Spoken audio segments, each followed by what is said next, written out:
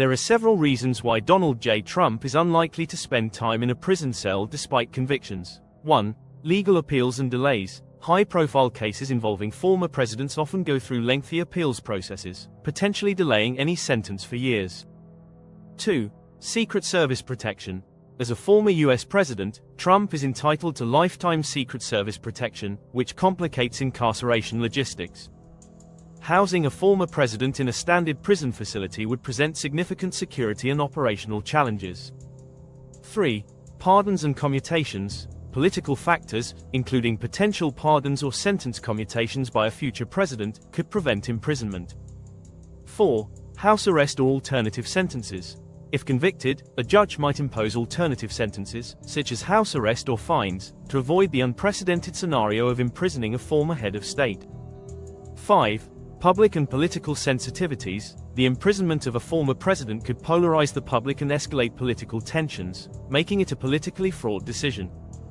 These factors make it unlikely, though not impossible, for Trump to serve time in a traditional prison setting.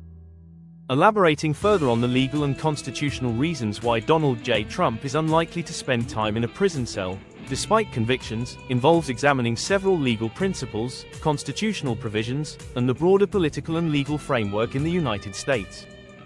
1. Lifetime Secret Service protection. Under the Former Presidents Act of 1958, former U.S. presidents are entitled to lifetime protection by the Secret Service. This creates logistical challenges for incarcerating a former president in a traditional prison setting, as prisons are not equipped to accommodate such security arrangements. Housing Trump in a secure facility designed to ensure his safety and the continuity of his protection could result in alternatives to traditional imprisonment, such as house arrest. 2. The Presidential Pardon Power. Article 2, Section 2 of the U.S. Constitution grants the President the power to issue pardons for federal offenses. A future president aligned with Trump politically, or one motivated by broader concerns about setting a precedent for prosecuting former presidents, could pardon him, effectively nullifying federal convictions. 3. Appeals process and legal delays. The U.S. judicial system allows for extensive appeals, particularly in high-stakes cases. Convictions at the trial court level are rarely final. They are subject to review by appellate courts and, in some cases, the Supreme Court. These processes can take years to resolve, delaying any sentence, including imprisonment. If Trump were to regain the presidency, he could potentially halt federal prosecutions or convictions during his tenure. 4. State versus federal convictions. Trump faces legal challenges at both the federal and state levels, e.g., cases in Georgia and New York. While a presidential pardon cannot apply to state crimes, the practicalities of incarcerating a former president still come into play. A state judge may consider alternatives to imprisonment to avoid the security and political complexities of incarcerating a former president. 5. Eighth Amendment considerations. The Eighth Amendment prohibits cruel and unusual punishment.